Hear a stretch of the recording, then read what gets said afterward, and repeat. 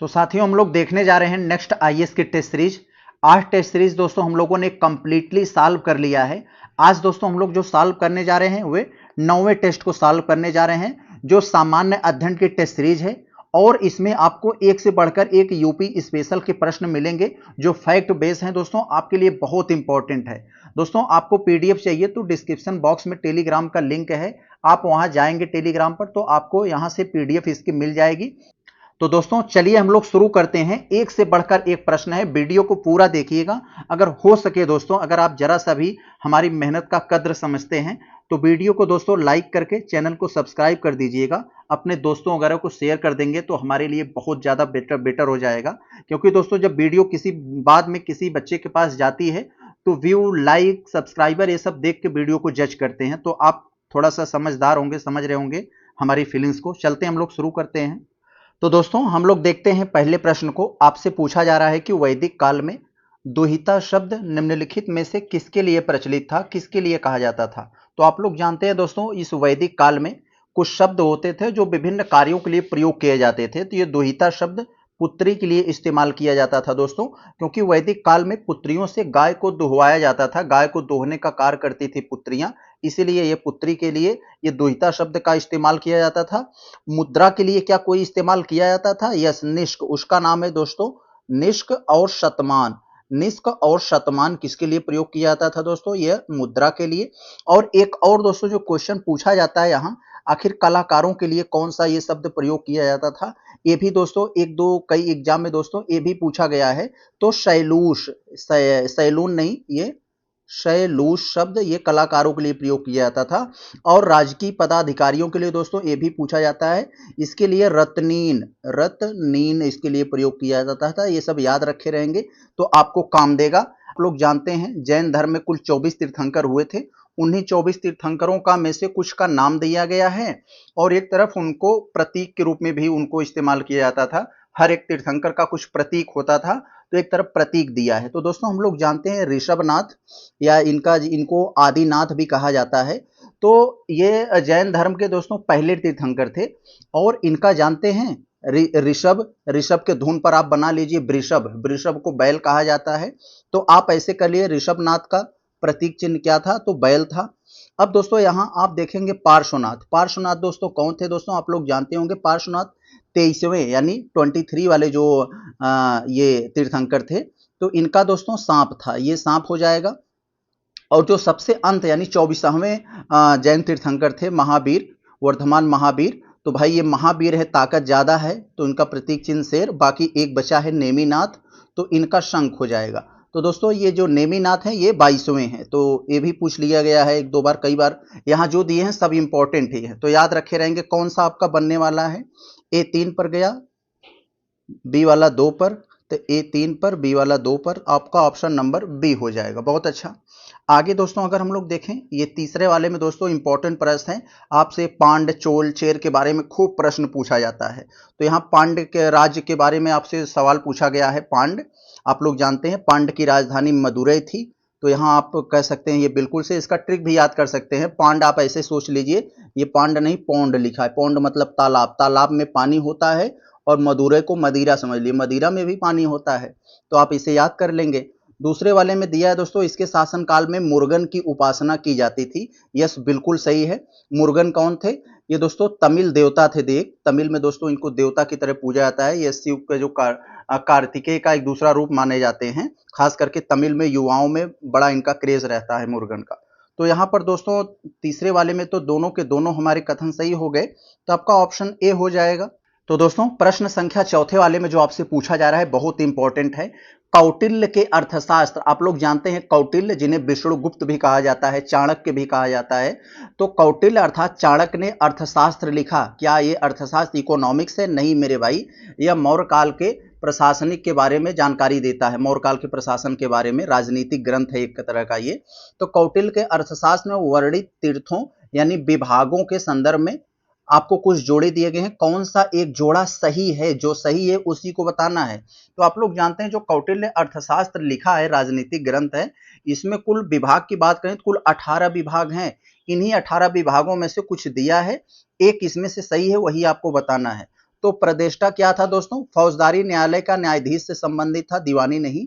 ये फौजदारी, पी से प्रदेष्टा, अब हम पी एच से लिख देते हैं, तो इसे पी से फौजदारी न्यायालय, तो याद रहेगा आपको। यहाँ दोस्तों दिया है कारमांतिक।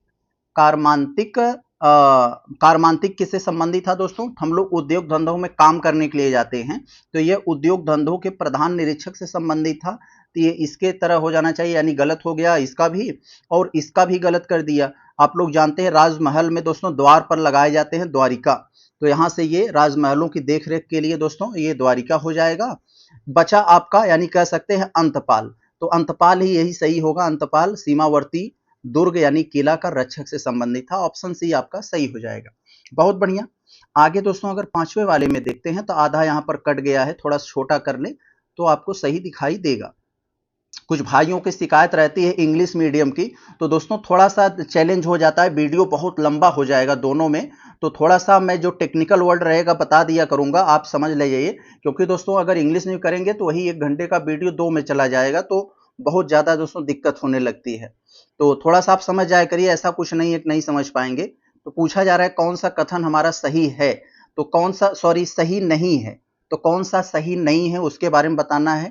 तो दोस्तों जानते हैं ऋग्वेद में 10 मंडल है और 1028 सूक्त हैं दोस्तों, और मंत्र की बात करें तो 10,000 के ऊपर है, 10,500 करके है, तो ये वाला तो यहाँ पर सही है, कोई डाउट नहीं, लेकिन हमें जो गलत है उसे बताना है। यहाँ पर आपका एक आंख यहाँ पर रहनी चाहिए। और दूसरे वाले बी में कह रहे हैं प्राचीनतम व सबसे बड़ा महाकाव्य महाभारत है, 1 लाख श्लोक वाला, बिल्कुल सही है, ये भी अपनी जगह पर सही है। अब दोस्तों कह रहे हैं यजुर्वेद एकमात्र वेद है जो गद्य एवं पद्य दोनों में है, दोस्तों बिल्कुल सही है। आप लोग जानते हैं वेदों को दोस्तों 4 भागों में दोस्तों ये बांट सकते हैं आप लोग, कौन कौन दोस्तों? ऋग्वेद, यजुर्वेद, यजुर्वेद, सामवेद और अथर्ववेद। और यजुर्वेद दोस्तों शुक्ल और कृष्ण यजुर्वेद, तो दोस्तों शुक्ल यजुर्वेद में क्यों मंत्र है जो केवल मंत्र है, और ये जो कृष्ण वाले में है, एक शुक्ल और कृष्ण वाले में दोस्तों उसका उच्चारण भी है, तो यानी वो गद्य और पद्य दोनों में है दोस्तों यजुर्वेद के कृष्ण। तो यहां पर आप समझ सकते हैं यही वाला आपका सही हो जाएगा, ये भी सही है। और दोस्तों यहाँ जो डी वाले में लिखा है, कह रहे हैं दास प्रथा, विवाह, स्तूप, पंचायत, राज्य आदि का सर्वप्रथम उल्लेख अथर्ववेद में हुआ है, तो नहीं मेरे भाई, अथर्ववेद में नहीं हुआ है, ये यहाँ हुआ है ऋग्वेद में, तो ये वाला यहाँ पर हो जाएगा, यहाँ पर ये गलत हो जाएगा। तो कह रहे हैं कौन सा सही नहीं है? यही डी वाला सही नहीं है, यही आपका आंसर होगा, बाकी सब तो अपनी जगह पे सही थे। प्रश्न संख्या 6 वाले को अगर हम लोग देखें, बहुत ज्यादा इंपॉर्टेंट है। इसी तरह का एक प्रश्न इस बार यूपी आरओ में पूछा गया था। खोह का मंदिर पूछ रहे हैं, कह रहे हैं खोह का मंदिर निम्नलिखित में से किस राज्य में है? तो दोस्तों ये मध्य प्रदेश में है, मध्य प्रदेश कहीं है, यहाँ है, तो यानी नागौद, मध्य प्रदेश के नागौद में है, ऑप्शन नंबर आपका सी हो जाएगा। ऐसे आपको बहुत सवाल पूछ लिए जाते हैं दोस्तों। उत्तर प्रदेश के ललितपुर में दशावतार का मंदिर है, आप लोग जानते हैं, ये पूछा जाता है कई बार, यहाँ पर ये पूछा जाता है। और एहोल के समीप जो कर्नाटक के है दोस्तों, ये भी पूछा जाता है। और कई तरह के वहां पर मंदिर ऐसे पूछ लिए, भीतरगांव का मंदिर दोस्तों कानपुर में है दोस्तों, ऐसे करके कई तरह के पूछ लिए जाते हैं। वाले को अगर देखें तो यहाँ आपको एक तरफ हड़प्पा स्थल दिए गए हैं और दूसरी तरफ नदी के किनारे स्थित है, यानी आपको बताना है कि कौन सा हड़प्पा स्थल किस नदी के किनारे है। तो देखें दोस्तों यहाँ पर पहले वाले में दिया है कालीबंगन, कालीबंगन कह रहे हैं भोगवा नदी के किनारे है, तो ये बात यहाँ पर गलत है। आप ऐसे भी याद कर सकते हैं, आपने गाना सुना होगा कि लाल घाघरा, आज सुन लीजिए काला घाघरा, यानी ये जो कालीबंगा है ये घग्घर नदी के किनारे स्थित है, आप लोग जान लीजिए। तो ये वाला यहाँ पर गलत हो गया, यानी अब हमें गिन कर बताना है ना कितने, तो हमारे लिए चैलेंज हो जाता है क्योंकि ये एलिमिनेट नहीं होंगे। और बाकी धौलावीरा सरस्वती नदी के किनारे, चन्नोदड़ो सिंधु नदी के किनारे, हड़प्पा रावी ये तो आप जानते ही हैं। तो यानी 3 आपके सही हैं, केवल पहला ही गलत था। क्यों गलत था मैंने यहाँ बताया, तो आपके ऑप्शन सी हो जाएंगे, केवल 3 सही हैं। आगे अगर हम लोग 8वें वाले को देखें तो यहाँ पर एक सरल सा प्रश्न आपको दिया गया है, कोई ज्यादा दम नहीं है इसमें। तो आपको कुछ युद्ध दे दिए गए हैं, उनको कालक्रम में हमें क्रोनोलॉजी में सेट करना है कि पहले कब हुए थे कब हुए थे। तो दोस्तों आप लोग जानते हैं तराइन का पहला युद्ध जो हुआ था 1191 में, जो पृथ्वीराज चौहान हार गए, गौरी जीत गया। फिर 1192 में दोस्तों, 1192 में फिर वही पृथ्वीराज चौहान हार गए, गौरी जीत गया। फिर दोस्तों 1194 में आप देखेंगे, 1194 में जो हुआ था ये चंदावर का युद्ध हुआ था। तो चंदावर का युद्ध कब हुआ था? 1194 में। अब यहाँ पर दोस्तों घाघरा का युद्ध दिया है, आप लोग जानते हैं पानीपत का युद्ध, खानवा का युद्ध, चंदेरी और घाघरा, तो ये 1529 में हुआ था ये, इसके बारे में आप तो जानते ही हैं। और चंदावर पता लग गया। कन्नौज या बिलग्राम का युद्ध जो है दोस्तों, ये कब हुआ था, ये तो 40 में हुआ था शायद ना। तो ये कब हुआ था दोस्तों, ये जो कन्नौज का युद्ध हुआ था 1540 में, तो ये 1540 में हुआ था। और तालीकोटा का युद्ध दोस्तों यहाँ पर कब हुआ था, ये भी बारे में आप जानते हैं, जिसके बारे में राक्षस तंगड़ी का कहा जाता है। तो 1565 में, ये 1565 में। तो आपका क्रोनोलॉजी में कौन आएगा, सबसे पहले कौन हुआ था भाई, तो ये 1194 ही हो गया था, 2 नंबर पर यही आएगा, यानी पहले पहले यही आएगा। तो आप इसे एलिमिनेट कर सकते हो। इसके बाद फिर कौन आया होगा, इसके बाद आया होगा दोस्तों ये 1529 वाला आया होगा, स्वाभाविक सी बात है, तो ये एक आया होगा, यानी ऑप्शन नंबर आपका डी हो जाएगा। क्लियर है, आगे चलें, क्लियर हो गया आपका। आगे अगर हम लोग ये 9 वाले में अगर देखेंगे, तो यहाँ पर भी आपको देखिए, एक तरफ आपको विदेशी यात्री दे दिए गए हैं और एक तरफ आपको यहाँ तत्कालीन शासक दे दिए गए हैं। तो विदेशी यात्री जो आए वो किस शासक के काल में आए थे, ये आपको यहाँ पर बताना है। तो आगे देखते हैं, आपको यहाँ पर क्या बताना है, कितने, यानी गिन कर बताना है कि कितने जोड़े हमारे सही हैं। तो यहाँ अगर हम लोग देखें तो करें निकोलो डिकॉन्टी, जो इटली का यात्री था, तो ये देवराय प्रथम के शासनकाल में आया था, ये बात तो यहाँ पर ठीक है। और यहाँ पर कह रहे हैं डुआर्ट बारबोसा, जो पुर्तगाल से संबंधित था, तो ये कहाँ से संबंधित था, डुआर्ट बारबोसा, ये पुर्तगाल से, तो ये कृष्णदेव राय के शासनकाल में आया था, ये भी सही है, यानी शुरू के 2 हमारे सही हो गए। अब हम अगले पेज पर चलते हैं, अगले पेज पर चलते हैं दोस्तों। तो ये कह रहे हैं फर्नानी नुनीस जो है करके है दोस्तों, तो ये अच्युत देवराय के शासनकाल में आया था, तो यहाँ पर ये तो इसका यहाँ हो जाएगा। और सीजर फ्रेडरिक इटली का था, ये सदाशिव राय के शासनकाल में आया था यहाँ, यानी शुरू के 2 सही थे, लास्ट वाला जो गड़बड़ थे, गड़बड़ क्यों थे मैंने मिलाकर बता दिया।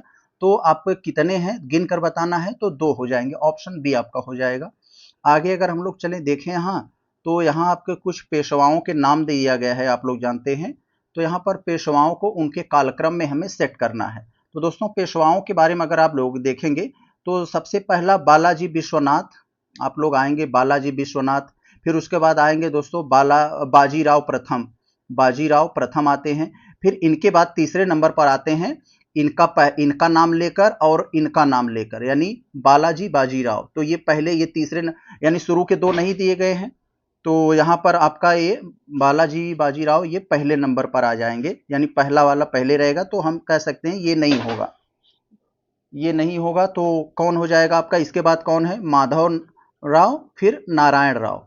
तो 1 3 2 कहाँ है, यहाँ है, ऑप्शन नंबर आपका बी हो जाएगा। सबसे ये 6ठे नंबर के थे रघुनाथ, तो ये आपका सबसे अंत में चला जाएगा।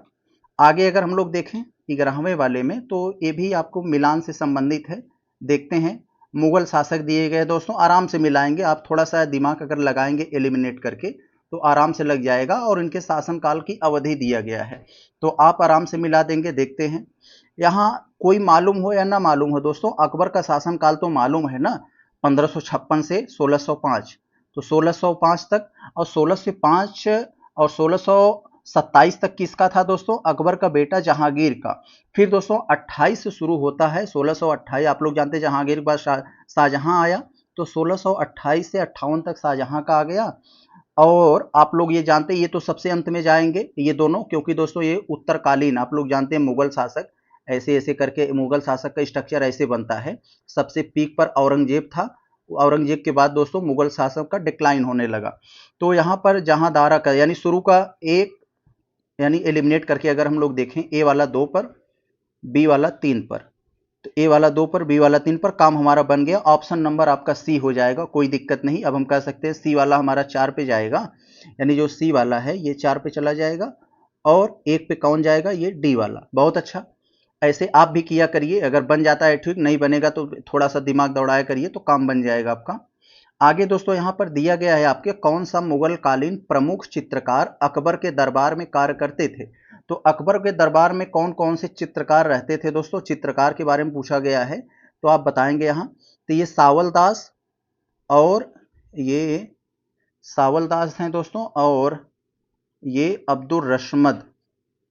तो एक सेकंड, यहाँ थोड़ा सा सावल दास और अब्दुल रशमद, यही दो थे। और ये दोनों तो दोस्तों, ये जो फकीरुल्लाह और मुरार, ये तो शाहजहां के संबंधित थे।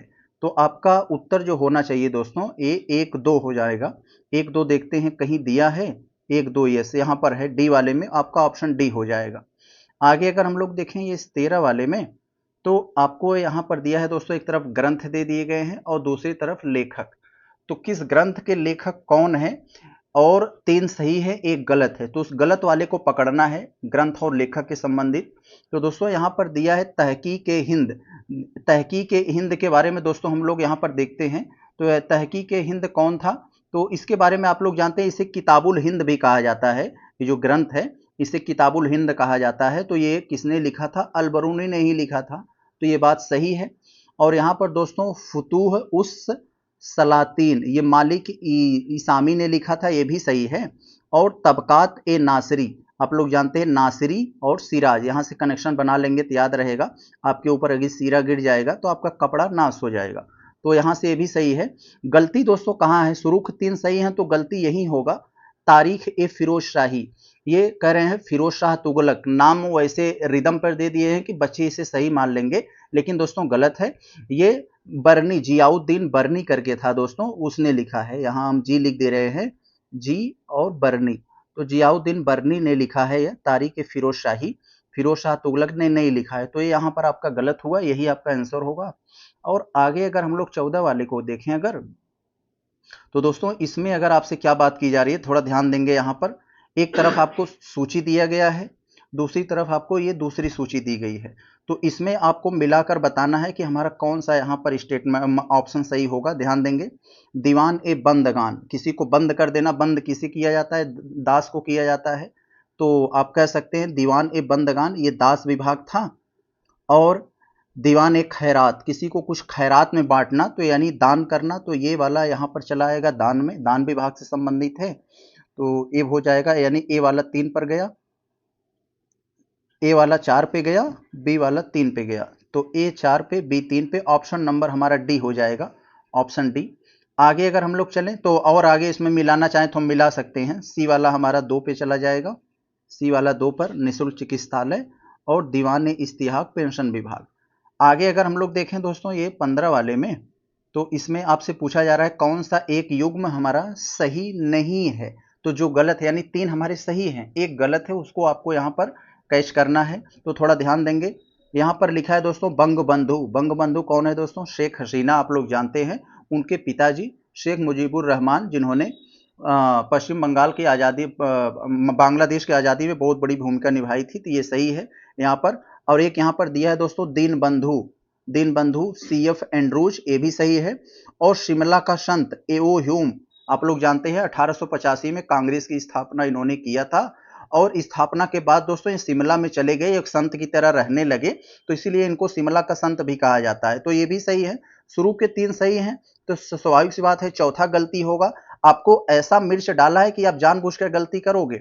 ये गुरु जी किसे कहा गया है दोस्तों, तो रविन्द्रनाथ टैगोर लिख दिए हैं। तो मेरे भाई रविन्द्रनाथ टैगोर को गुरु जी नहीं, ये इनको गुरुदेव कहा जाता है। तो यह बात यहाँ पर याद रखे रहेंगे।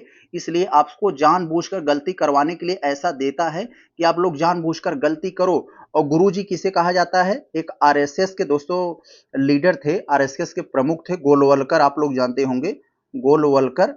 तो वो थे दोस्तों, उनको गुरु जी कहा जाता है, रविन्द्रनाथ टैगोर को गुरुदेव। तो समझ गए होंगे आप, यही आपका आंसर होगा।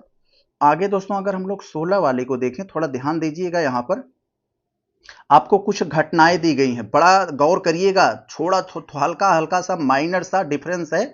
आप अगर थोड़ा सा दोस्तों अगर चूके तो गए, तो इसको आपको दिया है कालक्रम में आपको व्यवस्थित करना है। तो दोस्तों सबसे बड़ा चैलेंज आप में यहाँ हो जाता है कि वेवेल योजना और शिमला सम्मेलन, ये भी दोस्तों दोनों के दोनों करके दोस्तों यहाँ पर आपको 1945 से ही संबंधित है, 1945 से संबंधित है। हम लोग इतना ही जानते हैं, डेट कौन याद रखता है। यहाँ पर दोस्तों जो वेवेल योजना दिया गया है दोस्तों, जब भारत को अंग्रेजों ने सेकेंड वर्ल्ड वार में शामिल कर दिया था, तो दोस्तों उसके जैसे ही उन्होंने शामिल किया, उसके 10 दिन बाद शिमला में एक सम्मेलन, भारतीय लीडर्स शिमला में एक सम्मेलन किए थे। इसका मतलब वेवेल के बाद ये जस्ट शिमला आया होगा, तो यानी 1 और 1 के बाद 3 आएगा, तो 1 के बाद 3 कहाँ है, यहां पर है, ऑप्शन नंबर ए हो जाएगा। अब ये दोनों कैबिनेट योजना तो दोस्तों ये लोग जानते हैं 1946 में कैबिनेट योजना बनी थी दोस्तों 1946 में, और 1946 में दोस्तों कैबिनेट के थोड़ा कुछ दिन बाद ये अंतरिम सरकार बनी थी, ये तो सबसे अंत में होगा। तो ऑप्शन नंबर बी। आप भी ऐसे करिए, ना हम सब कुछ जानते हैं ना आप जानते हैं ना कोई कुछ भी, ऐसा नहीं, कोई भी व्यक्ति सब कुछ जानता है, बस थोड़ा सा जो क्वेश्चन से लड़ लिया, क्वेश्चन से उलझ गया और उनको कहीं से भी क्रैक कर दिया। जैसे आप लकड़ी फाड़ते हो ना, थोड़ी सी अगर फट गई तो आप पूरा फाड़ सकते हो, बस ऐसे ये भी होते हैं। हमारा कॉन्फिडेंस होना चाहिए, उनसे जूझने की क्षमता होनी चाहिए हमारे पास। बस आपसे पूछा जा रहा है कि विचार करना है हमें और बताना है कि कौन सा कथन सही है, उसके हिसाब से हमें अपना ऑप्शन को चुनना है। यहां देखें पहले वाले में कह रहे हैं द्वितीय विश्व युद्ध यानी सेकेंड वर्ल्ड वार से अपने को अलग सिद्ध करने के लिए या दिखाने के लिए कि हम आपके साथ नहीं हैं, तो इसे कांग्रेस ने व्यक्तिगत सत्याग्रह प्रारंभ किया था। तो बिल्कुल किया था, इसमें कोई डाउट नहीं दोस्तों, बिल्कुल किया था। अब दोस्तों बात यहां पर आती है, ये यहां पर दूसरे वाले स्टेटमेंट में कह रहे हैं व्यक्तिगत सत्याग्रह 10 अक्टूबर 1940 को पवनार आश्रम महाराष्ट्र से प्रारंभ हुआ। तो दोस्तों ये बात यहां पर ये गलत हो जाती है। क्यों दोस्तों? क्योंकि दोस्तों ये 17 अक्टूबर 1940 को हुआ था, 10 अक्टूबर का नहीं। इतना माइनर सा डेट में केवल डिफरेंस दिया है। पीसीएस जैसे एग्जाम में दोस्तों जो स्टेट लेवल के एग्जाम होते हैं उनमें डेट बड़ा मान्य रखता है, आपको क्रोनोलॉजी पूछ देगा, कहीं भी आपको पूछ देता है। पिछले साल पीसीएस 2024 वाले एग्जाम में दोस्तों जो सब मतलब अभ्यास हुए थे जो विभिन्न देशों के बीच होता है, तो उस अभ्यास का डेट पूछ दिया था, इतना खतरनाक। तो आप लोग डेट को याद रखे रहेंगे, इसलिए गलत हुआ, तो केवल आपका पहला सही है ऑप्शन ए। आगे दोस्तों अगर हम लोग देखें 18 वाले में, तो दांडी मार्च से संबंधित आपको प्रश्न पूछे जा रहे हैं। दांडी मार्च 1930 में जो गांधी जी ने शुरू किया था, नमक वाला, तो इनमें से कौन सा कथन सही नहीं है, जरा ध्यान देंगे। दांडी मार्च में महात्मा गांधी के साथ अमेरिकी पत्रकार वेब मिलर भी था। यस, क्वेश्चन पूछा गया है इस स्टेटमेंट से, बहुत इंपॉर्टेंट है, याद कर लेंगे। और इसमें कह रहे हैं 78 अनुयायियों में सर्वाधिक 31 अनुयायी गुजरात से थे। तो ये भी सही है दोस्तों, ये भी वाला सही है, इसमें भी कोई डाउट नहीं है, ये भी सही है। और यहाँ दोस्तों सी वाले में कह रहे हैं उत्तर प्रदेश के 8 अनुयायी सम्मिलित हुए थे यूपी स्पेशल के लिए। दोस्तों ये एग्जाम महत्वपूर्ण है, तो ये भी वाला सही है। शुरू के 3 सही है, इसका मतलब डी वाला ही गड़बड़ होगा, यही आपका आंसर होगा, आंख मूंद कर आप लगा सकते हैं। अब बात आती है भाई क्यों गलत है। नमक सत्याग्रह के समय गांधी जी गिरफ्तार हो गए जाने के बाद आंदोलन का नेतृत्व के रूप में उनका जवाहरलाल नेहरू ने लिया था। तो नहीं मेरे भाई, एक मुस्लिम नेता करके थे दोस्तों, उस मुस्लिम नेता का नाम दोस्तों एक सेकंड हम देख के आपको थोड़ा सा टाइप करके बता दे रहे हैं, वो मुझे नाम थोड़ा सा याद नहीं आ रहा है, वो आपके लिए बड़ा इंपॉर्टेंट होगा।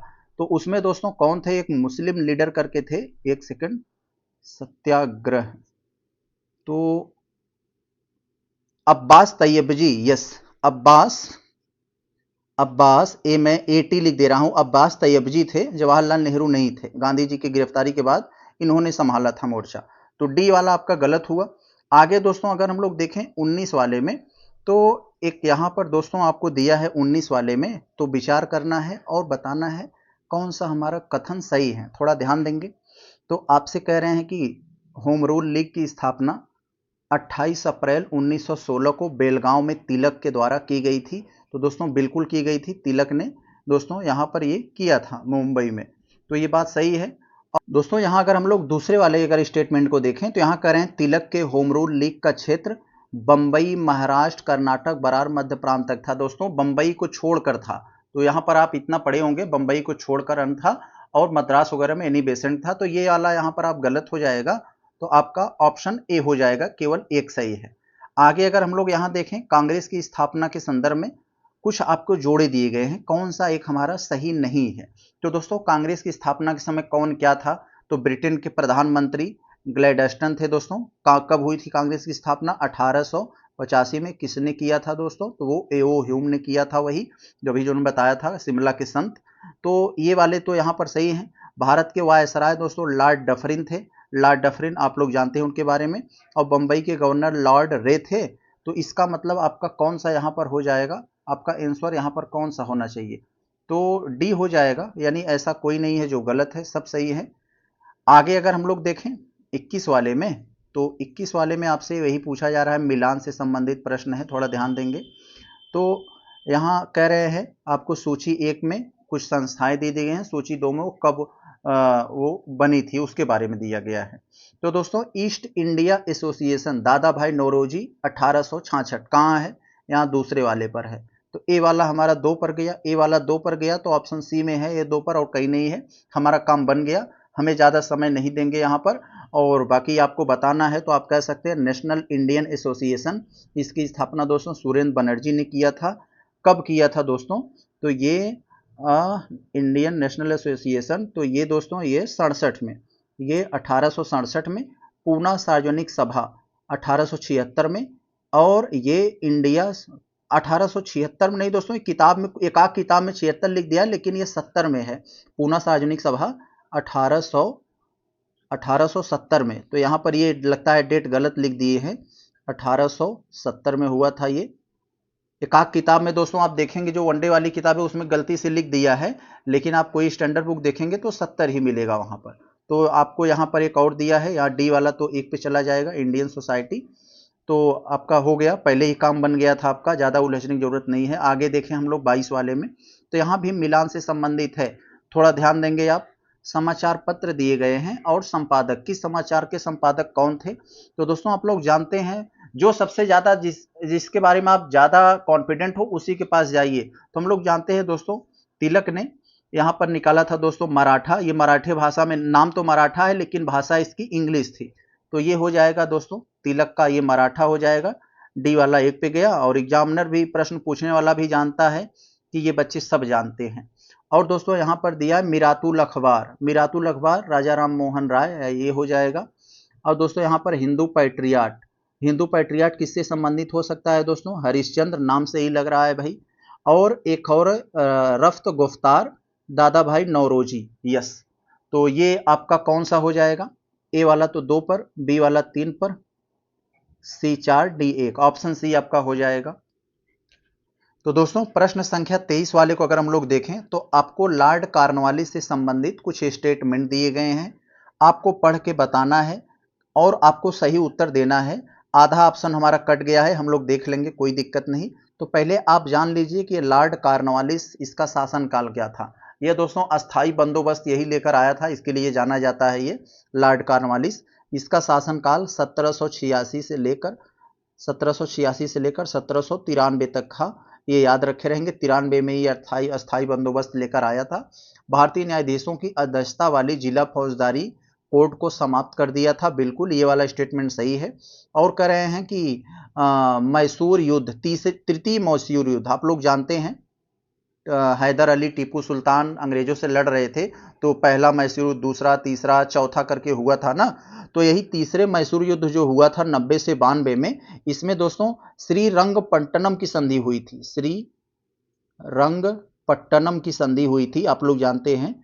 तो श्रीरंगपट्टनम की संधि हुई थी, मंगलोर की संधि इसमें नहीं हुई थी, तो ये बात यहाँ पर गलत हो जाएगी अपने आप में ही। तो ये सब आपको ज्यादा दिमाग लगाना ही नहीं है। और मंगलोर की संधि दूसरे वाले में हुई थी, दूसरा कब हुआ था, 1780 से 84 के बीच हुआ था ये द्वितीय मैसूर युद्ध, 1780 से 84। तो आप लोग इसको याद रखेंगे, ये मंगलोर की संधि इसमें हुआ था जो दूसरा वार हुआ था, तो इसका मतलब ये गलत हुआ। तो आपका उत्तर क्या होगा, उत्तर केवल एक हो जाएगा, ऑप्शन नंबर बी हो जाएगा, कोई डाउट नहीं। तो आपका उत्तर कौन हुआ, ऑप्शन बी 23 का। नाक लिखा है कौन सा प्रमुख नेता उग्रवादी नेता कहलाए। इनका दोस्तों कहना, हालांकि अंग्रेजों की नजर में उग्रवादी थे, तो इनका कहना है कि गरम दल वाले। दोस्तों आप लोग को मैं सीधा सीधा बता दूं, दिमाग में ज्यादा फिट रहेगा। जब से कांग्रेस की स्थापना हुई 1885 से लेकर 1905 तक कांग्रेस में दोस्तों गरम दल का शासन रहा, नरम दल का शासन रहा। ये लोग दोस्तों अंग्रेजों की शासन प्रणाली में विश्वास रखते थे, अंग्रेजों को कहते थे कि भाई हम अंग्रेजों से अनुनय विनय निवेदन प्रतिवेदन करने के लिए जाने जाते थे। लेकिन दोस्तों 1905 के बाद आप लोग देखेंगे, जब तक गांधी जी का प्रभुत्व नहीं था 1920 तक, यहाँ पर दोस्तों गरम दल का शासन रहा था, गरम दल का प्रभुत्व रहा था। ये लोग दोस्तों स्वशासन चाहते थे, अंग्रेजों को दोस्तों यहाँ भगाना चाहते थे, थोड़ा सा मार धाड़ पर दोस्तों ये लोग विश्वास रखते थे। तो यहाँ पर आपसे पूछा जा रहा है उग्रवादी यानी गरम दल के बारे में पूछा जाता है। लाला लाजपत राय गरम दल से थे दोस्तों, अरविंद घोष दोस्तों ये गरम दल से थे। और यहाँ पर आप लोग जानते हैं ये सुरेंद्र बनर्जी, आप पहले ही निकाल सकते हैं इनको, क्योंकि एकदम नरम दल वाले थे ये। तो जहां जहां 4 होगा आप निकाल देंगे तो आपका काम आसान हो जाएगा। और बाकी एक यहाँ पर और बैठे हैं दूसरे वाले में, ये दूसरे वाले में कौन बैठे हैं, ये बैठे हैं। दूसरा जहां है वो भी हटा दीजिए, क्योंकि आनंद मोहन बसु भी नरम दल के ही थे। यहाँ गरम दल पूछा जा रहा है, तो 1 और 3 आपका ऑप्शन नंबर ए हो जाएगा। तो आपका कौन हुआ, 24 का ए हो जाएगा। बहुत बढ़िया। 25 को देखिए, बहुत ज्यादा इंपॉर्टेंट प्रश्न है। पूछा जा रहा है कि चारों कथनों में से, चारों ऑप्शन में से कौन सा सही नहीं है। तो देखते हैं भाई कौन सही नहीं है, एक को पढ़ें। कह रहे हैं अरुंडेल समिति। अरुंडेल समिति बिना पढ़े आपको बता दें किससे संबंधित थी दोस्तों। अरुंडेल समिति दोस्तों 1906 में गठित हुई थी। 1906 में इसका गठन हुआ था। और ये क्यों गठन हुआ था, विधान परिषदों के विस्तार के बारे में था। तो यहां कह रहे हैं बंगाल विभाजन रद्द कर दिया कर। नहीं मेरे भाई, बंगाल विभाजन तो आप लोग जानते हैं 1911 में, बंगाल विभाजन का अगर बात किया जाए 1911 में लॉर्ड हार्डिंग ने दोस्तों एक प्रोग्राम किया गया था, जब बम फेंका गया था। उसके विरोध में, राष्ट्रीय भावनाओं को के कारण इतना विरोध हो रहा था, तो वो रद्द किया था 1911 में। और ये 6 में तो अरुंडेल समिति गठित हुई गई थी विधान परिषदों का विस्तार करने के लिए। तो ये बात यहाँ गलत हो जाती है और यही आपका उत्तर हो जाएगा। बाकी सब आपके अपने अपने जगह पे सही है। तो समझ गए आप। आगे चले हम लोग देखते हैं चटगांव रिपब्लिक आर्मी। दोस्तों यह एक संस्था थी, आप लोग इसके बारे में जानते हैं, चटगांव रिपब्लिक आर्मी। तो इसके संस्थापक सूर्यसेन थे। तो यहाँ पर दोस्तों आपको अभी पता चलेगा, चटगांव रिपब्लिक आर्मी सूर्य सेन, जो उनको बाद में फांसी भी हो गई थी, सूर्यसेन थे।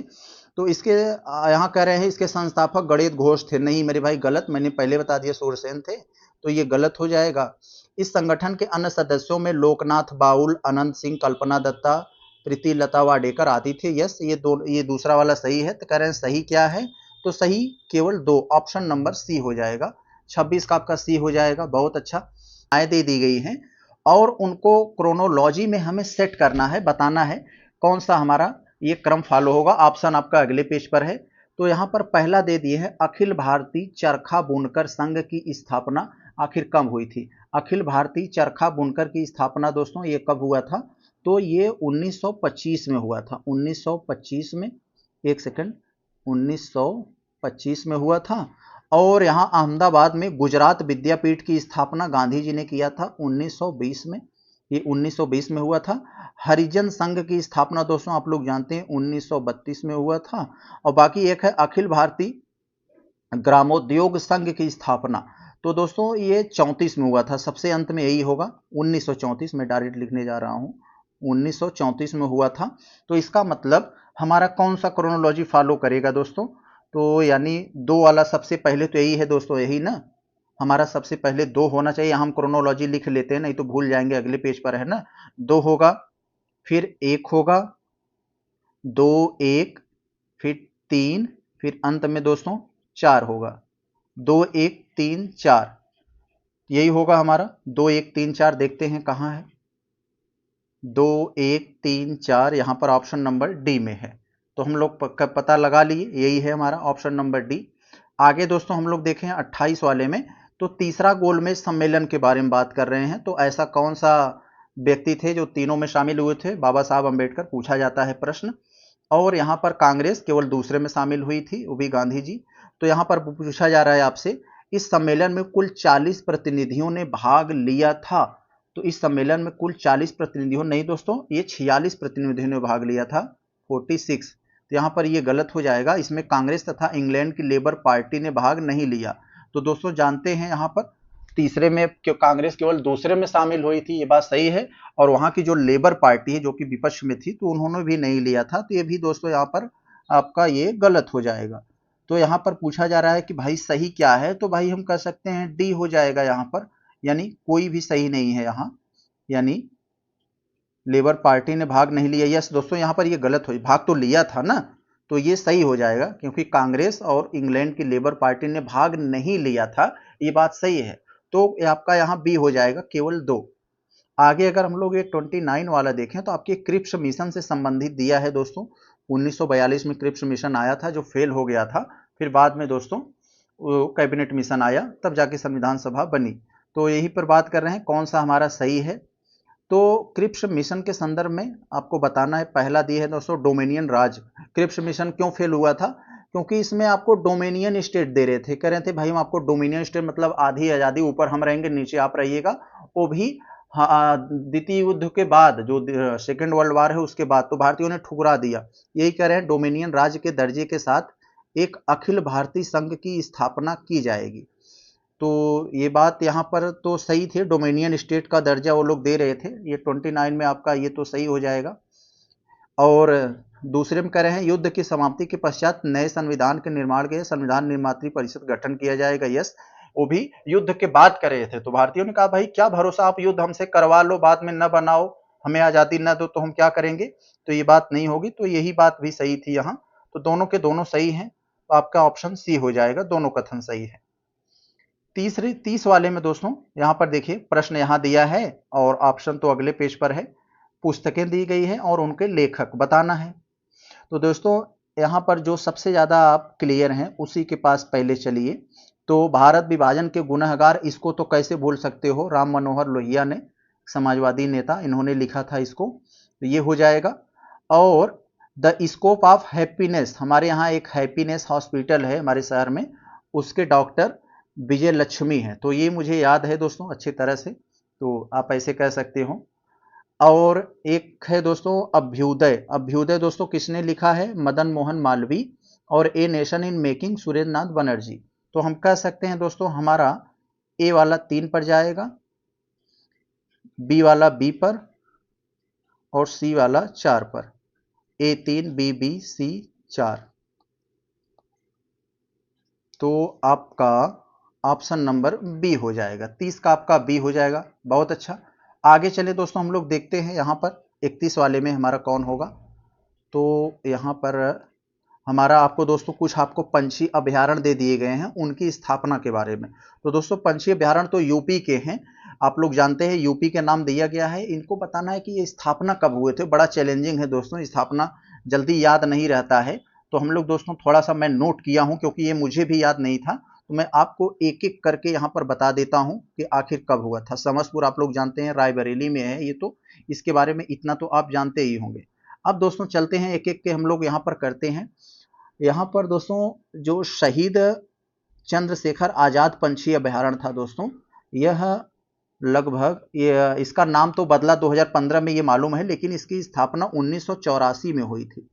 इसकी स्थापना 1984 में हुई थी। लाख बहोशी पंछी अभयारण्य आप लोग जानते हैं, ये तो कन्नौज में है, ये कन्नौज में है, लेकिन इसका स्थापना दोस्तों ये कब हुआ था, इसकी स्थापना दोस्तों 89 में हुआ था, 1989 में। और पार्वती अर्गा गोंडा, गोंडा तो नाम जानते हैं ना ब्रिजभूषण चाचा, तो पार्वती अर्गा पंछी अभयारण्य, इसका स्थापना दोस्तों कब हुआ था, पार्वती अर्गा वाले का दोस्तों, तो ये 1990 में इसकी स्थापना हुई थी। और समस्तपुर पंछी अभयारण्य दोस्तों ये तो 87 में हुआ था, 1987 में। तो आप सबसे पहले किसको मानेंगे, स्वाभाविक सी बात है ये वाला 84 वाला आ जाएगा। तो 4 सबसे पहले कहाँ है, 4 सबसे पहले यहाँ है, यानी इसी का सबसे पहले हुआ होगा। और सबसे अंत में किसका हुआ होगा दोस्तों, तो ये 90 वाले का जो 2 है, यानी 2 यहाँ पर है, बिल्कुल सही है। आगे चलें, अगर हम लोग बढ़ें 32 वाले को देखें, तो दोस्तों थारू जनजाति संग्रहालय के बारे में आपसे पूछा जा रहा है कि ये कहाँ है, थारू जनजाति संग्रहालय ये कहाँ है। तो ये दोस्तों बहुत सारे ऐसे पूछे जाता है कि राज्य संग्रहालय, तो राज्य हम लोग यूपी के हैं दोस्तों, यूपी में पूछा जाता है राज्य संग्रहालय कहाँ है, तो राज्य संग्रहालय दोस्तों कहाँ है, लखनऊ में है। तो इसको याद रखिए, ये पूछ लिया जाता है। एक और पूछा जाता है दोस्तों आपसे सारनाथ पुरातत्व संग्रहालय, तो सारनाथ वाला तो नाम से ही जान जाते हैं, वाराणसी में है। तो थारू जनजाति संग्रहालय दोस्तों ये कहाँ पर है, ये बलरामपुर में है, ऑप्शन नंबर बी हो जाएगा।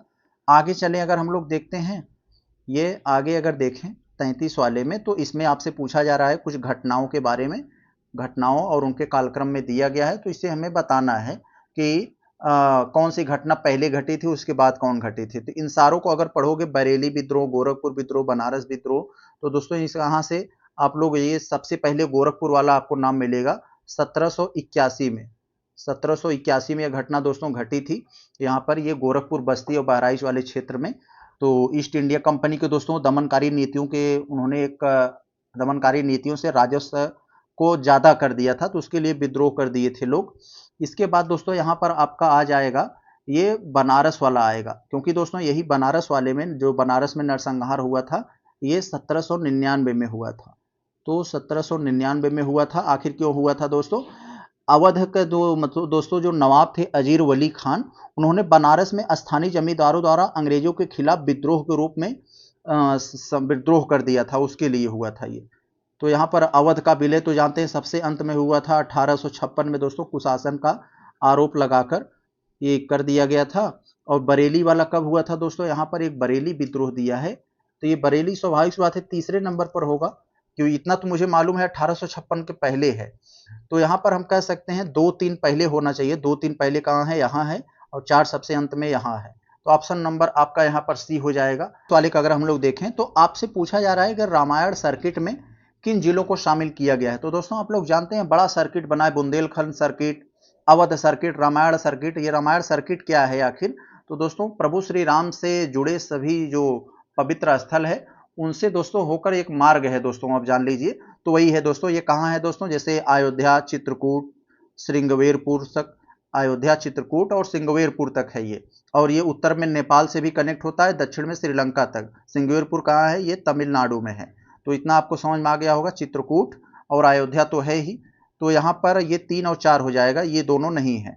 तो आपका 3 और 4 कहीं ऑप्शन में है, तो 3 और 4 कहाँ पर है? यहाँ पर है, ऑप्शन बी में हो जाएगा। संख्या 35 को देखिए, बड़ा इंपॉर्टेंट है। आप लोग जानते हैं दोस्तों, यहाँ आपको कुछ जोड़े दिए गए हैं। एक तरफ आपको स्थान दिया गया है और दूसरी तरफ उसको जीआई टैग, यानी किस स्थान को कौन सा जीआई टैग मिला है, ये आपको यहाँ पर दिया गया है। बताना है कौन सा सही नहीं है, कौन सा एक गलत है। तो दोस्तों जलेसर जो एटा में है दोस्तों, ये धातु शिल्प से संबंधित इसको जीआई टैग मिला है। और मथुरा में, मथुरा को दोस्तों सांझी शिल्प से संबंधित मिला है। और यहाँ दोस्तों चिरई गांव दिया है, वाराणसी। तो चिरई गांव में जो वाराणसी है उससे दोस्तों करौंदा के लिए मिला है। करौंदा आप लोग जानते हैं ना, तो ये करौंदा के लिए मिला है, कठिया गेहूं के लिए नहीं। तो यही वाला आपका यहाँ पर गलत हो जाएगा, ऑप्शन सी यही गलत है। और हमारी गृह जनपद जौनपुर में दोस्तों इमरती बेनी साहब वाली बड़ी फेमस है, ये है, इसको भी मिला है। तो यही सी वाला आपका यहाँ पर ये गलत हो जाता है। तो गलत हो गया, आप लोग समझ गए होंगे, कोई दिक्कत नहीं। अब बात आती है भाई, ये जो कठिया गेहूं दे दिया गया है, आखिर ये कहां से संबंधित है? ये तो दोस्तों ये बुंदेलखंड से संबंधित है, ये बुंदेलखंड से संबंधित है। याद हो गया, कोई दिक्कत नहीं। आगे चलें, 36 वाले में देखते हैं। तो यहां दोस्तों आपको कह रहे हैं कि जनगणना 2011 के अनुसार उत्तर प्रदेश में बाल लिंगानुपात, लिंगानुपात हम लोग पढ़े हैं, ये बाल लिंगानुपात क्या है? तो मेरे भाई लिंगानुपात हम लोग खूब पढ़े हैं कि भाई 1000 लड़कों पर जितनी लड़कियों की संख्या होती है वही लिंगानुपात होता है। तो हम लोग खूब पढ़े भाई, उत्तर प्रदेश का लिंगानुपात कितना है? उत्तर प्रदेश का लिंगानुपात तो 912 है।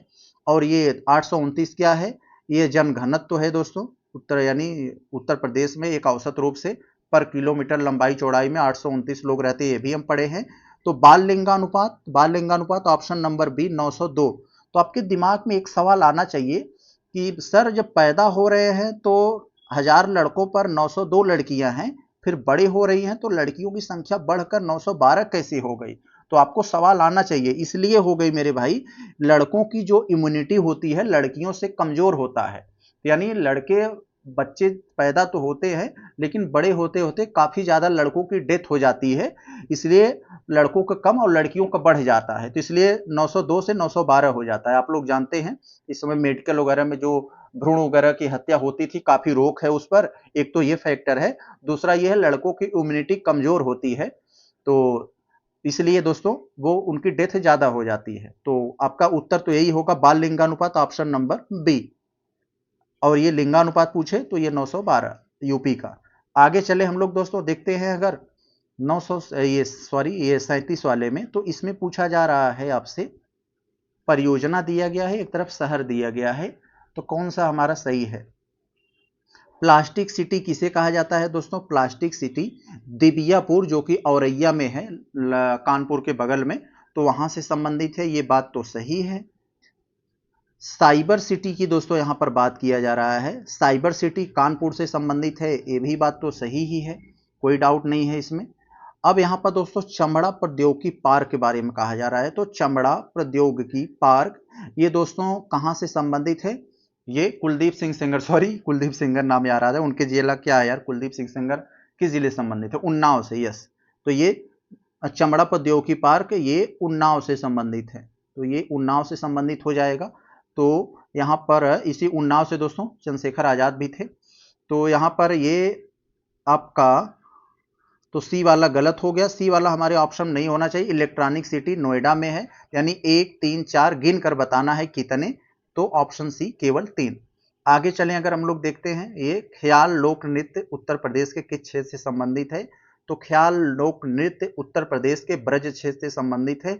ब्रज में दोस्तों और सारे जैसे पाए जाते हैं, और सारे दोस्तों वहां पर नृत्य हैं, जैसे चरकुला, रामलीला, ये सब भी दोस्तों ब्रज से ही संबंधित है, याद रखे रहेंगे।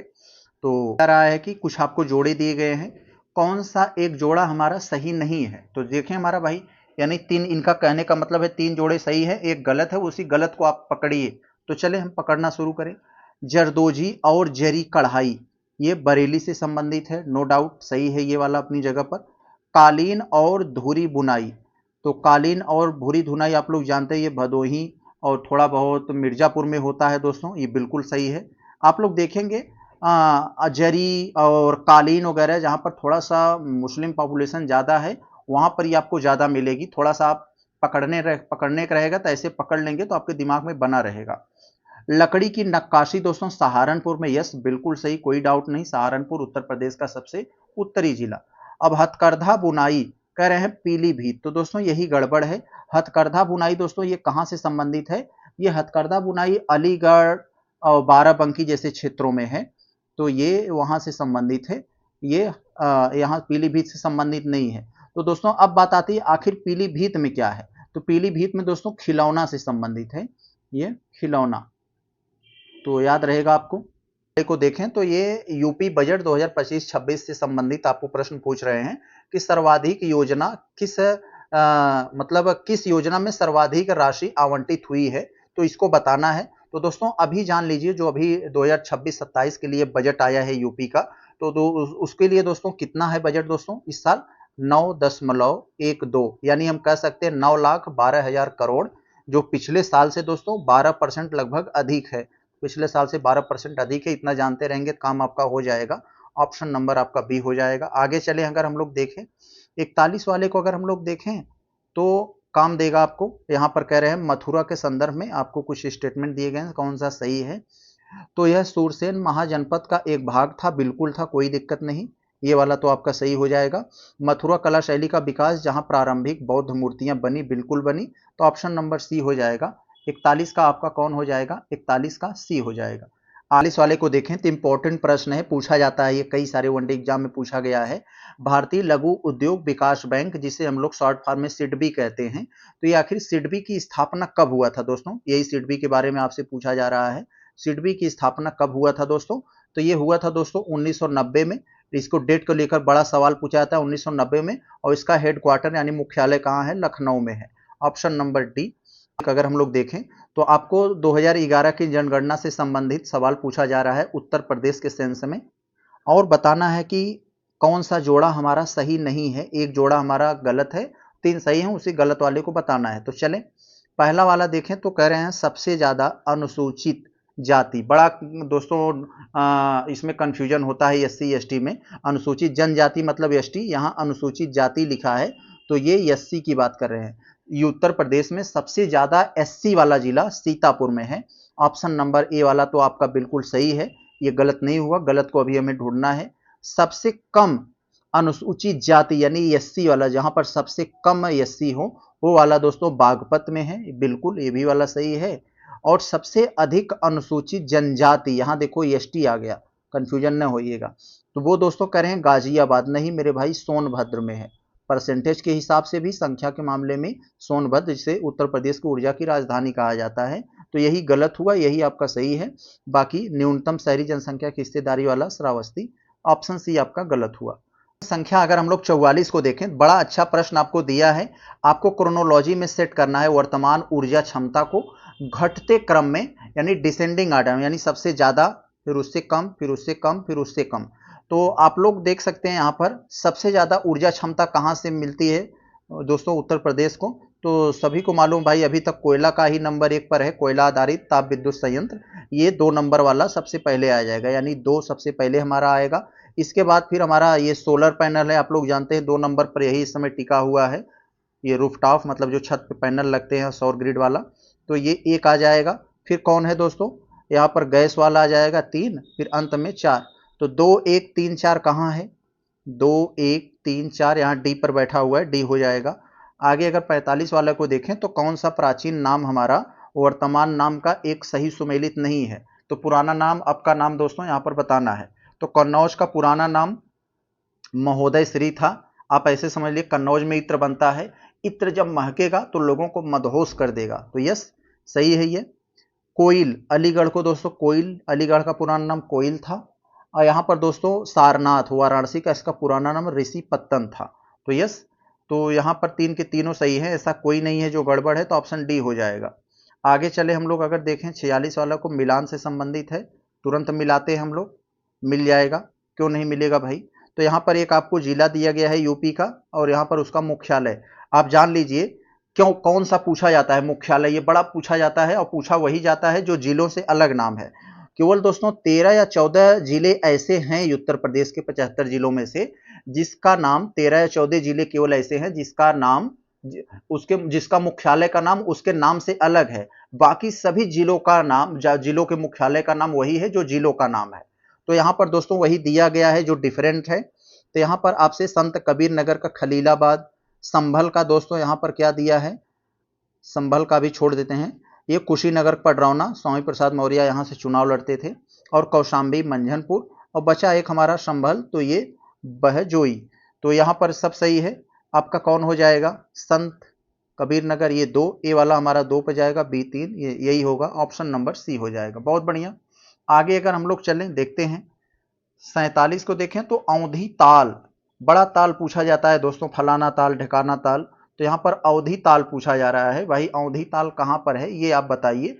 तो अ से अवधि वाराणसी, तो ये अवधि ताल कहाँ है, ये वाराणसी में, ऑप्शन नंबर बी हो जाएगा। और आगरा में दोस्तों एक पूछा जाता है बड़ा दोस्तों, कीठम झील करके आ है दोस्तों, कीठम बड़ा इंपॉर्टेंट है, याद कर लीजिए, पूछा जाता है, आगरा में है एक। दोस्तों हमारा क्या है, भारत वन स्थिति रिपोर्ट 2023 वाला जो मामला था दोस्तों, उससे संबंधित प्रश्न पूछ रहे हैं। तो उसमें दोस्तों सबसे अधिकतम वनावरण सोनभद्र में है, ये बात तो सही है, कौन सा हमारा सही नहीं है ये पूछा जा रहा है ना, और न्यूनतम वनावरण क्षेत्रफल ये भदोही, तो ये भी सही है, और न्यूनतम वन क्षेत्र प्रतिशत में संभल, और वन क्षेत्र में सर्वाधिक कमी, तो नहीं मेरे भाई, सर्वाधिक बढ़ोतरी हुई थी झांसी में, सर्वाधिक कमी नहीं, तो ऑप्शन नंबर डी आपका गलत है। आगे अगर हम लोग देखें 49 वाले में, तो यहाँ दोस्तों आपको कुछ बांधों का नाम दिया गया है, बांध यहाँ है और नदी, कौन सा बांध किस नदी पर बनाया गया है, इसको यहाँ पर आपको क्लियर करना है, तो थोड़ा सा ध्यान देंगे यहाँ पर आप। गोविंद सागर बांध, गोविंद सागर बांध ये किस नदी पर है दोस्तों, सहजाद नदी पर, ऑप्शन नंबर आपका यहाँ बी हो जाएगा, ये ललितपुर में है दोस्तों, ये गोविंद सागर बांध सहजाद नदी पर ललितपुर में है। और एक है दोस्तों यहाँ पर डोंगरी बांध, तो डोंगरी बांध दोस्तों ये कहाँ पर है, डोंगरी बांध पूछा जाता है, ये झांसी में है, पहुंच नदी पर, पहुंच, तो ये हो जाएगा आपका। तो ए वाला 2 पर गया, बी वाला 3 पर, तो ए 2 बी 3 आपका काम बन गया, ऑप्शन नंबर सी आपका हो जाएगा, और डी वाला तो 1 पर जाएगा। लहचूरा बांध बेतवा नदी पर है दोस्तों, लहचूरा बांध किस नदी में, बेतवा नदी पर, झांसी में ये भी है।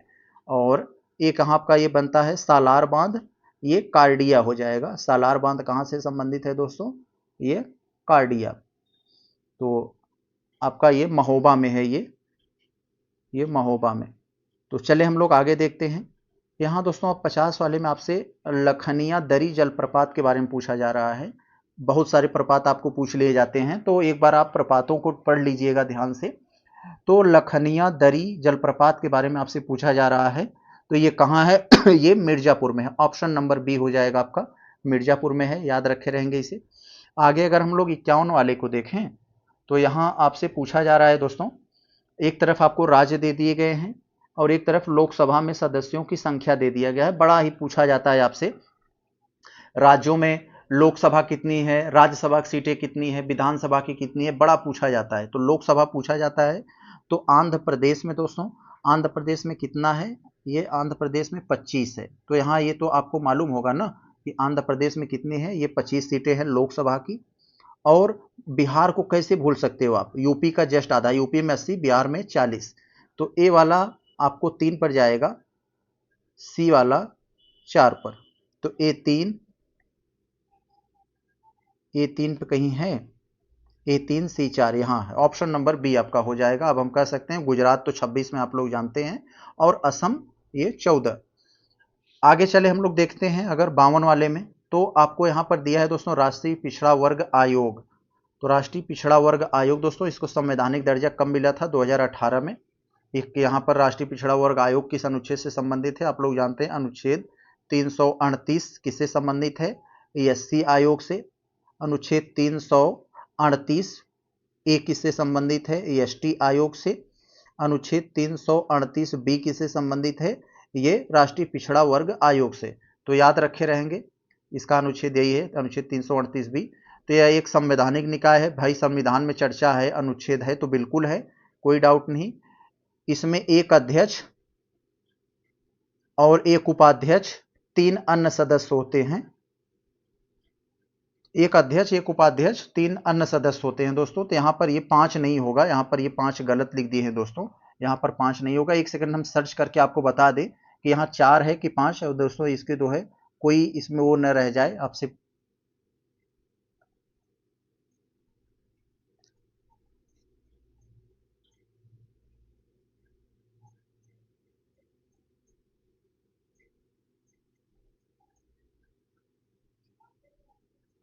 दोस्तों यहाँ हम लोग दूसरा वाला का स्टेटमेंट देखें तो कह रहे हैं इस आयोग में एक अध्यक्ष बिल्कुल, एक उपाध्यक्ष बिल्कुल, तथा 5 अन्य सदस्य नहीं मेरे भाई, 3 अन्य सदस्य होते हैं, अध्यक्ष उपाध्यक्ष 3 अन्य सदस्य। तो ये गलत हो जाएगा दूसरा। तो सही क्यों हुआ, तो आपसे क्या पूछा जा रहा है देखते हैं, सही पूछते होंगे तो केवल एक सही होगा। तो कह रहे हैं सही कौन सा है, तो केवल एक है, ऑप्शन नंबर आपका ए हो जाएगा। आगे देखें अगर हम लोग ये 53 वाले को, तो दोस्तों कह रहे हैं आपसे 71वां संविधान संशोधन अधिनियम 1992 के तहत संविधान की 8वीं अनुसूची में कौन सी भाषाएं जोड़ी गई। तो आप लोग जानते हैं दोस्तों, जो 8वीं अनुसूची है उसमें जो मान्यता प्राप्त भाषाएं हैं उनको रखा जाता है, यानी जिन भाषाओं को मान्यता प्राप्त हो जाता है उनको हम सरकारी कामकाज में यूज कर सकते हैं। तो 8वीं अनुसूची में मूल रूप से 14 भाषाएं थी, अभी कितनी हो गई हैं जोड़ जाड़ के, 22 हो गई हैं। तो दोस्तों सिंधी जोड़ी गई थी 21वें संविधान संशोधन 67 के तहत। फिर कौन जोड़ा गया था दोस्तों, सिंधी के बाद जोड़ी गई थी दोस्तों, कौन जोड़ी गई थी, तो ये यहाँ पर कोंकणी, ये कौन जोड़ी गई थी यहाँ पर, यहाँ क्या कह रहे हैं 71वां संविधान संशोधन 1992 के तहत कौन सा जोड़ा गया था। तो यहाँ पर ये तो सिंधी, ये तो सिंधी दे दिया है तो नहीं, 3 जोड़ी गई थी, नेपाली, कोंकणी, मणिपुरी। तो यस, ये ऑप्शन नंबर यहाँ पर ये सी हो जाएगा, सी जोड़ी गई थी, नेपाली, कोंकणी, मणिपुरी। आगे अगर हम लोग देखें 54 वाले में, तो यहाँ पर दोस्तों आपसे पूछा जा रहा है कि 6 से 14 साल तक के बच्चों के लिए शिक्षा के अवसर उपलब्ध कराने के लिए मौलिक कर्तव्य में किस संविधान संशोधन के द्वारा जोड़ा गया। तो आप लोग जानते हैं 45 वाला अगर देखेंगे अनुच्छेद तो उसमें आपको मिल जाएगा। तो ये जोड़ा गया था 86वां संविधान संशोधन सन 2000 के माध्यम से, उसी समय दोस्तों शिक्षा का अधिकार आया था। आगे जैसे हम लोग देखें अगर ये 55 वाले में हमारा क्या है, थोड़ा ध्यान देंगे यहाँ पर, ये थोड़ा इसकी स्क्रीन पर इसको हम लाएं। तो दोस्तों यहाँ पर आपको GVK राव समिति के बारे में पूछा जा रहा है, GVK राव समिति के द्वारा। तो आप लोग खूब पढ़े होंगे दोस्तों, बलवंत राय मेहता 1957 में आया था दोस्तों, बलवंत राय मेहता 1957 में आया था, जिसने उन्होंने 3 स्तर वाला पंचायत का सुझाव दिया था। फिर दोस्तों आया था कौन, उसके बाद 20 साल, जस्ट उसके 20 साल बाद आया था दोस्तों अशोक मेहता समिति। उन्होंने दोस्तों दो स्टेज वाली दोस्तों पंचायत का सुझाव दिया था। फिर दोस्तों ये आया था यहाँ पर GVK राव के बारे में यहाँ पर बात कर रहे हैं।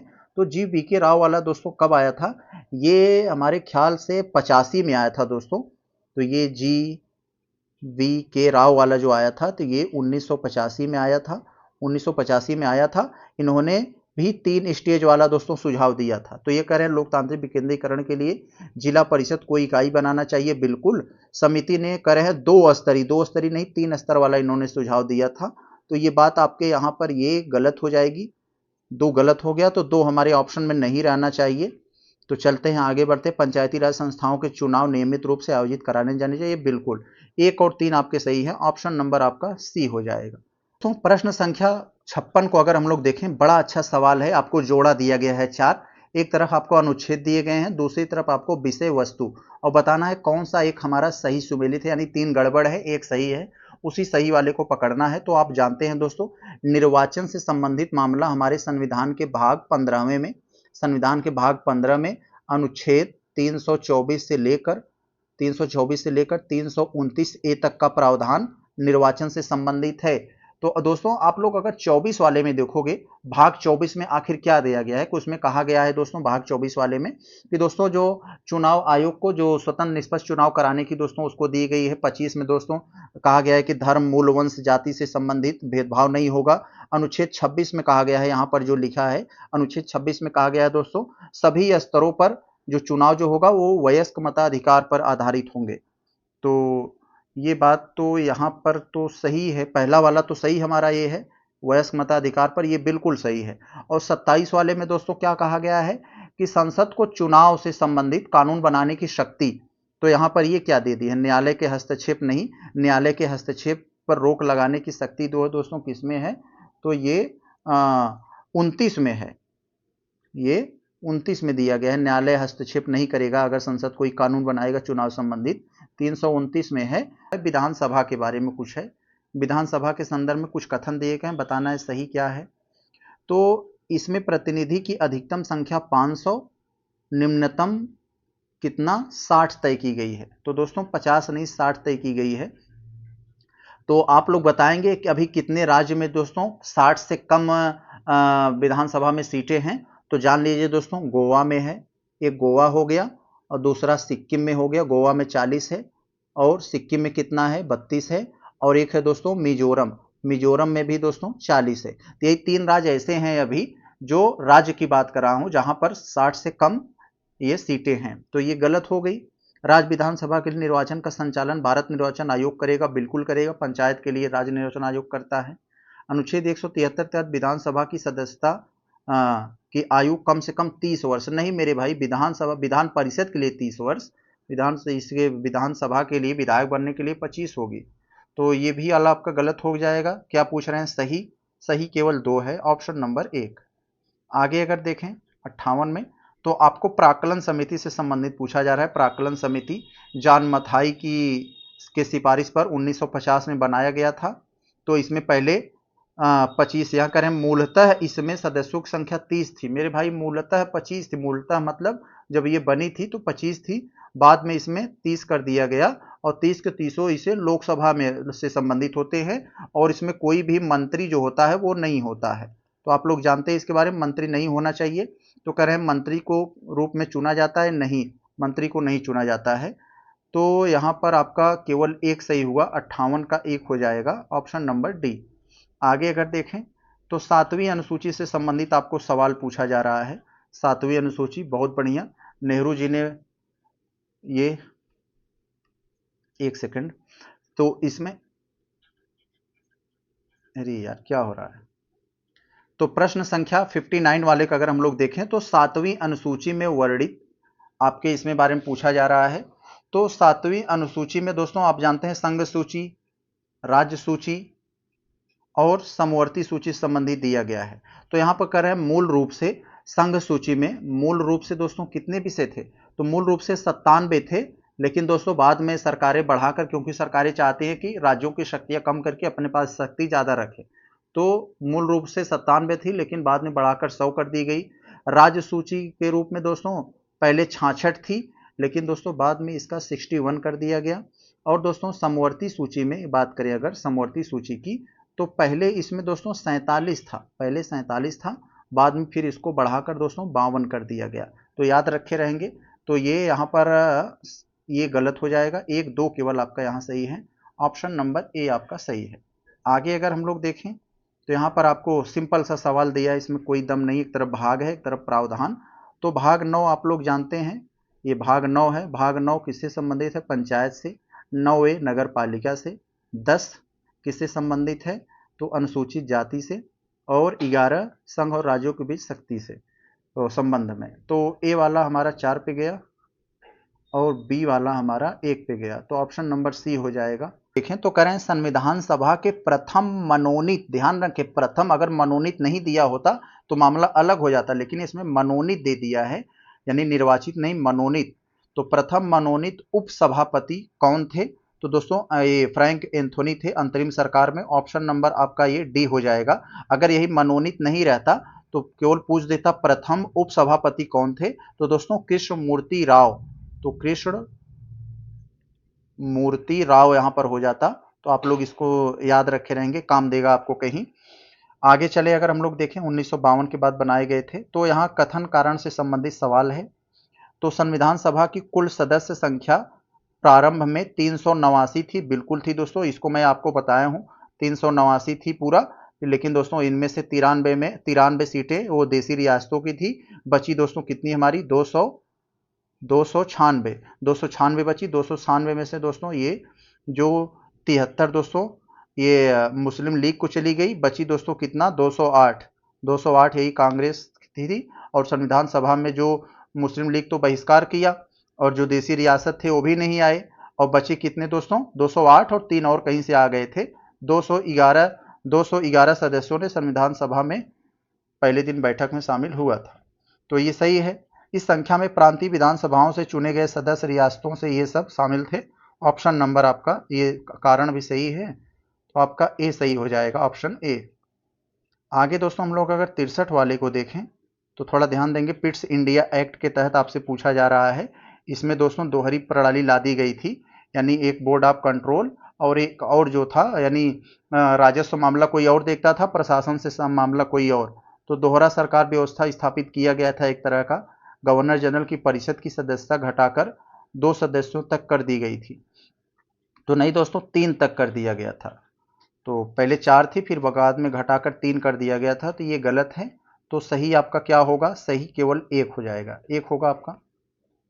64 में दोस्तों बात पूछी जा रही है आपसे अनुच्छेद 39। आप लोग जानते हैं अनुच्छेद 76 ABCDE तक बटा हुआ है, 6 पार्ट आपको यहाँ पर मिल जाते हैं। तो पहला में है दोस्तों आप में इसमें कि महिला पुरुष को आजीविका, यानी ए से आजीविका पाने का। तो श्रमिकों की इसमें से कौन पूछा जा रहा है, कौन सही नहीं है? तो श्रमिकों की शक्ति और स्वास्थ्य वाली ये बात तो है। बी में है दोस्तों संसाधनों का बंटवारा से संबंधित है। सी में है कि संसाधनों की जो केंद्रीकरण न होने पाए, एक ही जगह एक ही आदमी के पास संसाधन न रहने पाए। और डी में दोस्तों है समान काम के लिए समान मजदूरी की बात किया गया है। ई में स्वास्थ्य से संबंधित है और एफ में शोषण के विरुद्ध की बात किया गया है। तो यहाँ ग्राम पंचायत वाला मामला इसमें नहीं है दोस्तों, ये अनुच्छेद 45 में कह सकते हैं, तो ये वहां पर है, तो इसमें तो नहीं है अनुच्छेद 39 में। तो यही आपका ऑप्शन जो होगा दोस्तों यहाँ पर ये डी हो जाएगा। 64 में आपका कौन हुआ? ये डी हो जाएगा, यही नहीं है। आगे अगर हम लोग देखें तो दोस्तों यहाँ अनुच्छेद एक तरफ दिया गया है, दूसरी तरफ विषय वस्तु। अनुच्छेद 44 दिया गया। अनुच्छेद 44 हम लोग जानते हैं किससे संबंधित है दोस्तों? यूसीसी से, जिसे हम लोग कहते हैं दोस्तों, बड़ा चर्चा में था दोस्तों, यूनिवर्सल सिविल कोड। तो और यहाँ क्या है?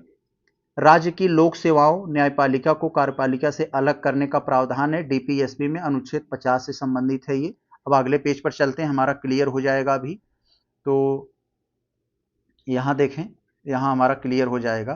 तो यहाँ देखे कह रहे हैं ना, भारत के समस्त राज्य क्षेत्र नागरिकों के लिए एक समान नागरिक संहिता, वही जो मैंने यूसीसी बताया था। तो ये यहाँ जो ए वाले में था, तो ये यहाँ पर चला आएगा, तो क्लियर। और ये जो यहाँ पर 50 वाला था ये ऊपर चला जाएगा, जो वहाँ पर था, अलगाव की बात कर रहा था, यानी ए वाला। सॉरी यार, अब हमें और छोटा करना चाहिए था क्योंकि ऑप्शन नीचे हैं। तो हमारा जो वहाँ ए था वो यहाँ 3 पे आ जाएगा ना, यूसीसी वाला। तो ए वाला हमारा 3 पे आ जाएगा, तो ऑप्शन हमारा बी हो जाएगा। हम ज़्यादा झंझट नहीं पालेंगे। और देख रहे हैं यहाँ ये 1 पे चला जाएगा। बाकी समझ गए, सिंपल सा है। तो आगे दोस्तों यहाँ कह रहे हैं कि किस वर्ष संविधान सभा ने राष्ट्रमंडल में भारत की सदस्यता ग्रहण की थी? तो राष्ट्रमंडल क्या है? राष्ट्रमंडल उस समय एक संगठन बना था जो ब्रिटिश मतलब अंग्रेजों के, जो देश अंग्रेजों के कभी उपनिवेश रहे थे, गुलाम रहे थे, तो उनका एक संगठन था, बाद में सबको सम्मिलित किया गया, तो 1949 में ये बनाया गया था। आगे अगर हम लोग देखें 67 में, तो संविधान सभा कांग्रेस थी और कांग्रेस ही भारत थी। तो ये बात किसने कही थी दोस्तों? तो ये बात कही थी दोस्तों ये ग्रेविन ऑस्टिन दोस्तों, ये एक अंग्रेज थे जो ब्रिटिश संविधान विशेषज्ञ थे, तो यही इन्होंने ये बात वहां पर बोली थी। 67 में आपका यही हो जाएगा। बहुत अच्छा, आगे चलें अगर हम लोग देखते हैं यहाँ 68 वाले में, तो कह रहे हैं राज्य के नीति निर्देशक तत्व के संदर्भ में कुछ आपको स्टेटमेंट दिए गए हैं, सही क्या है? भारतीय संविधान में इन विचारों को 1937 में निर्मित आयरलैंड के संविधान से लिया गया था, तो कोई डाउट नहीं, यस, तो लिया तो गया था। इन तत्वों की प्रकृति गैर न्यायोचित है, यस, गैर न्यायोचित का मतलब यह हुआ कि आप इन्हें संविधान के माध्यम से जबरदस्ती लागू नहीं करवा सकते, तो दोनों सही हुए। हमारा पूछा क्या जा रहा है, कौन सा सही नहीं है, तो मेरे भाई डी हो जाएगा, क्योंकि दोनों सही हैं। आगे देखें हम लोग अगर ये 69 में, तो आपसे पूछा जा रहा है समिति और अध्यक्ष, तो किस समिति के कौन अध्यक्ष रहे हैं दोस्तों, बताना है। भाषाई प्रांत आयोग के अध्यक्ष कौन रहे हैं दोस्तों? एस के धर रहे हैं। यहाँ पर ये गलत दे दिए हैं, तो इसका मतलब अपना तो गलत किए ही ये, और इसका भी बेचारे गलत कर दिए। अब हम क्या करेंगे, अब हम देखेंगे भाई अगला कौन कौन से हमारा यहाँ पर सही है मिलान से, तो इसको हम देखेंगे। तो चलते हैं हम लोग देखते हैं एक एक करके, और तो मिलान तो है नहीं, हम एलिमिनेट करेंगे। अब यहाँ सदन समिति, सदन समिति के दोस्तों यह यहाँ पर कौन हो जाएगा? सदन समिति पट्टाभी सीतारमैया इससे संबंधित है दोस्तों, तो ये पट्टाभी सीतारमैया हम चलो मिला देते हैं, ठीक है। अब यहाँ पर दोस्तों संविधान सभा के कार्यों के लिए जो समिति बनी थी, ये मावलंकर, जीबी मावलंकर आप लोग जानते हैं, ये ओम बिरला जैसे आज लोकसभा अध्यक्ष हैं, ये पहले लोकसभा अध्यक्ष मावलंकर थे। तो यस, तो ये वाला तो हमारा कौन कौन सही हुआ? ये वाला सही हुआ और ये वाला सही हुआ, और दो ठोत गड़बड़ हो गया, यानी केवल दो सही हो जाएगा, 69 का बी हो जाएगा। आगे चले अगर हम लोग देखें 70 वाले को, तो यहाँ आपको अनुच्छेद और एक तरफ विषय दिए गए हैं, बताना है कौन सा सही है मेरे भाई। अनुच्छेद 356 में दोस्तों क्या है? 356 आप लोग जानते हैं दोस्तों, जब राज्य में संवैधानिक तंत्र विफल हो जाता है तो आपातकाल लगता है, बाहरी आक्रमण से थोड़ी ना, बाहरी आक्रमण वाले जब होता 352 हो जाता, तो इसका मतलब ये गलत। 358 में दोस्तों आपातकाल लगेगा, तो अनुच्छेद जो 29 है, अभिव्यक्ति का ये सब जो अधिकार है ये सब निलंबित हो जाते हैं, यस, ये तो सही है, यस ना, ये सही है। 360 वित्तीय आपातकाल से, यस, तो 2 और 3 सही हुए आपका, ऑप्शन ए। आगे अगर 61 वाले 71 वाले को देखें, तो कह रहे हैं कि कौन सा शहर यार्न और फैब्रिक उत्पादन के लिए जाना जाता है? यार्न का मतलब होता है दोस्तों धागा, धागा कैसे बनता है? कपास से धागा बनता है, और फैब्रिक, फैब्रिक मतलब धागा से कपड़ा बनाना, तो यानी धागा और कपड़ा उत्पादन के लिए जाना जाता था। कौन कौन जाना जाता था? तो ये राजस्थान का भीलवाड़ा, ऑप्शन नंबर बी हो जाएगा यहाँ पर, ऑप्शन नंबर ये कौन हो जाएगा? ये बी हो जाएगा। तो दोस्तों आप लोगों ने देख लिया, यहाँ पर 71 हो गया हमारा। अब हम चलते हैं 72 पर, तो 72 को देखते हैं हम लोग। 72 कहाँ है? यहाँ पर है। तो दोस्तों यहाँ पर पूछा जा रहा है आपसे कौन सा राज्य कोयला के एक मतलब राज्य और कोयला क्षेत्र दिया है, तो कौन सा सही नहीं है? तो दोस्तों मेघालय में दारांगिरी, लेंट्रिंग्यू, मालोंग और गैरनील है, ये है तो नहीं, पता नहीं, लेकिन दोस्तों हमें इतना तो क्लियर है यहाँ पर, ये जो झारसुगुड़ा हिमगिरी, रामपुरी हिमगिरी, ये ओडिशा में है, इतना तो हमें कन्फर्म है, क्योंकि दोस्तों आप जो जानते रहते हैं उसी में गड़बड़ी करता है, तो ये ओडिशा में है, तो यही गलत हो जाएगा, आपका ऑप्शन यही हुआ, यही उत्तर होगा, बाकी सब सही हैं। 73 में दोस्तों कह रहे हैं राज्य एक तरफ दे दिया गया है आपको, एक तरफ हॉट स्प्रिंग। हॉट स्प्रिंग क्या है दोस्तों? स्प्रिंग मतलब एक तरह की धारा, जैसे पानी बरसा, वो रिस कर नीचे चला गया, नीचे बहुत धरती तप्त है, वहां पर का मैग्मा दोस्तों खौल रहा है, और फिर वही पानी जो है फुहारा के रूप में ऊपर आई, गर्म पानी के रूप में, उसी को हॉट स्प्रिंग्स कहा जाता है। तो हॉट स्प्रिंग्स दोस्तों यहाँ पर जो दिया गया है ये सब यहाँ पर सही है, लेकिन गलती यहाँ पर दोस्तों ये पश्चिम बंगाल वाले में किया है इन्होंने। क्यों दोस्तों पश्चिम बंगाल में यहाँ पर गलती की है? क्योंकि दोस्तों यहाँ पर ना ये देखोगे, ये जो सोहना वाला है, ये सॉरी, ये सोहना वाला जो है ये पश्चिम बंगाल में नहीं है भाई। आखिर तब कहाँ है ये सोहना वाला? तो ये हरियाणा में है। HR में लिख दे रहा हूँ, हरियाणा में। तो ऑप्शन डी आपका गलत हुआ, बाकी सब सही है, पढ़ लीजिएगा। दोस्तों प्रश्न संख्या 74 वाले का अगर हम लोग देखें तो आपको कुछ मिशंस दिए गए हैं, कुछ मिशन और योजनाएं दे दी गई हैं और उनको कालक्रम में हमें सेट करना है, क्रोनोलॉजी में। तो देखें यहाँ पर बड़ा अच्छा सवाल है। तो आप देखेंगे राष्ट्रीय जल मिशन, तो आपको याद होगा ना मेरे भाई, 2011 में ये आया था, राष्ट्रीय जल मिशन 2011 में। और दोस्तों इसके बाद क्या क्या हमारे दिमाग में है, राष्ट्रीय सौर मिशन पर बात कर लेते हैं। राष्ट्रीय सौर मिशन दोस्तों कब आया था ये? तो राष्ट्रीय सौर मिशन तो 2010 में आया था, इसके एक साल पहले। यस, 2010 में ही आया था ये 2010 में आया था।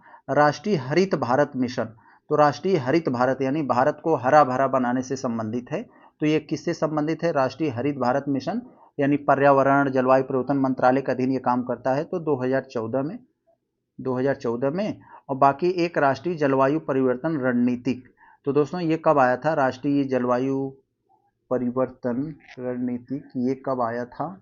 एक सेकंड, इसको हमें सर्च करना पड़ेगा, क्लियर कर लें। तो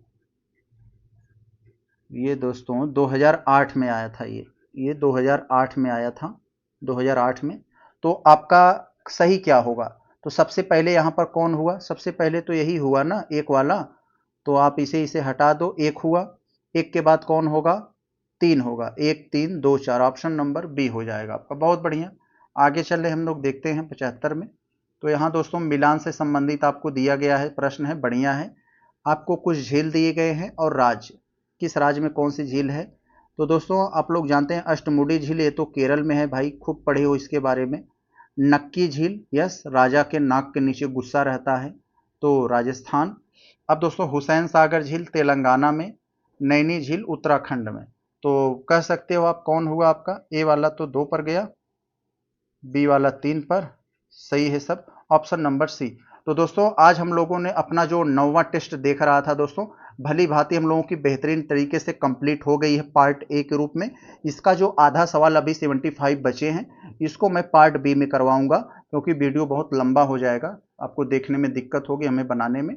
तो उम्मीद करते हैं आप लोग को अच्छे से समझ में आया होगा। हम लोग मिलते हैं पार्ट बी में, शेयर करिए इसको ज़्यादा से ज़्यादा।